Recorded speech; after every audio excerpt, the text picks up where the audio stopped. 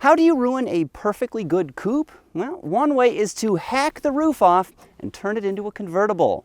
As many of you know, I'm generally not a fan of convertibles, though occasionally I do make an exception, like with the Rolls-Royce Dawn, for instance, and you can check that review out by clicking on the link, well, somewhere up here. Now, I wonder if Aston Martin will also be able to win me over with their new DB11 Volante. Well, perhaps I should find out.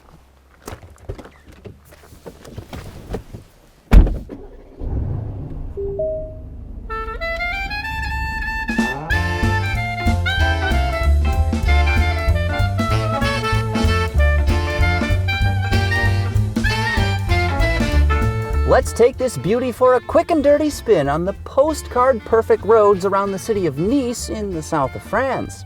Yes, I know, it's a hard life, and please feel free to adopt a journalist by sending monetary donations. Even small bills of $100 are accepted because every little bit counts. But back on task, the automotive plastic surgeons over in Gaydon have done more slicing and dicing than an apprentice sous chef, yet their patient survived without getting mangled. Looking just as beautiful as the two-door model on which it's based, this freshly minted convertible is stunning from every angle. One of the first things I noticed about the DB11 Volante here is just how rigid the structure feels. I mean, they chopped the roof off, which always makes cars a lot more flaccid than the coupe versions on which they're based, but this one is just, it feels like a bridge. It's just incredibly rigid. I've hit a few potholes and expansion joints and cracks in the road here in France, and I've got to say that the car doesn't even seem fazed by them. It's just tight as a drum with no cowl shake or jiggles or rattles or anything else to cheapen the experience.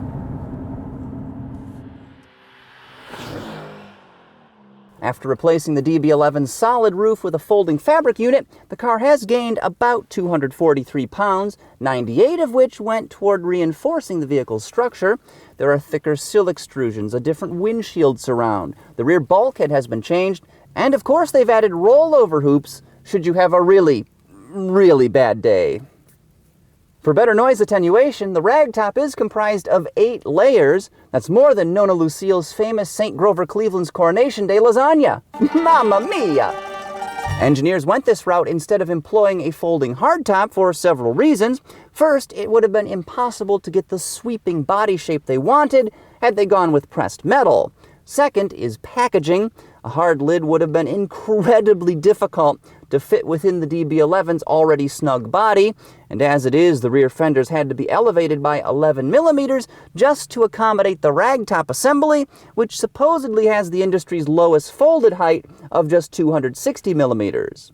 And that roof can be retracted or deployed at speeds up to 31 miles an hour, opening in as little as 14 seconds. During development, it was subjected to 100,000 cycles in special weather chambers to simulate 10 years worth of use in just a month, so it should be built to last. What's remarkable about this car is that despite the weight that it's gained, the performance basically has not suffered at all. It's only 1/10 of a second slower to 100 kilometers an hour than the coupe model, which means on the street in everyday driving, you are not going to notice a difference at all.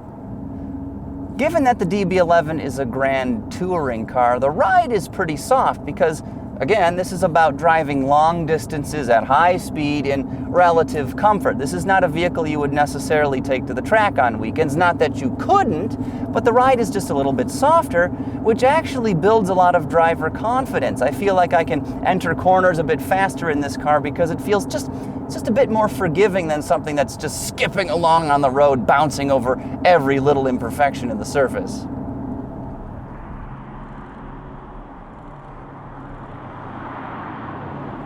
Like the coupe version of the DB11, the Volante's steering is very precise, it's nicely weighted, and the ratio is pretty quick. Makes it easy to navigate even tight mountain corners. We're entering a small town now, and this is a very wide car. That's one thing I noticed when we started our drive. The DB11 doesn't fit very well on narrow European roads. I was constantly checking the side mirrors, worrying about, smashing into medieval stone walls or running over cyclists. It was quite stressful. Of course, once you make it out into the mountains where things open up a little bit, it's not as big an issue, but in town, it's stressful. Moving all 4,134 pounds of DB11 Volante is a familiar friend, an Aston Martin tuned 4-liter twin-turbo V8 sourced from Mercedes-AMG. As in the coupe model, it's rated at 503 brake horsepower and 498 foot-pounds of torque. A perfectly on-point 8-speed automatic gearbox sends all that twisty goodness to those meaty rear tires. Despite the added bulk, this car is still an all-star athlete, able to reach 62 miles an hour in as little as 4.1 seconds, something I was happy to experience time after time after time. Curiously, the brand's amazingly orchestral V12 that's available in coupe versions of the DB11 will not be offered here. Aston Martin spokesfolk say that engine comes with too much of a weight penalty. Of course, you get various drive modes in this car, and I found myself just leaving the adjustable dampers in their softest setting. It works great. Though for the powertrain, I've been switching that over to Sport Plus, which really livens things up. The throttle response is super aggressive, and of course, that engine, it just sounds so good. While not quite as symphonic as the V12 that you can get in the coupe model of the DB11, this V8 is no slouch either. It makes all the right noises, and when you put the top down, you can really hear it burbling and popping. It is just an absolute treat for the ears. Yeah. With all the fun stuff out of the way, let's get to the dry but important boilerplate. The DB11 Volante is set to arrive in the US this June, just in time for drop-top summer motoring. Base price is a princely $219,581, a figure that of course includes $3,086 in destination charges. Lastly, if you're dropping nearly $250,000 on an exotic automobile, you probably don't care much about fuel economy. Still, for the morbidly curious, this machine will be rated at 15 miles per gallon city and 21 highway, figures that result in a combined score of 17 mpg.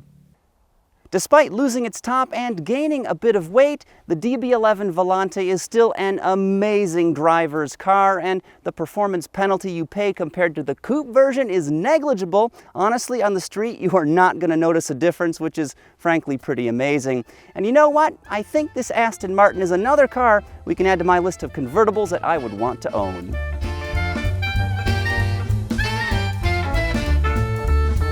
And before you go, don't forget to subscribe to the AutoGuide.com YouTube channel to get all of our latest features and vehicle reviews.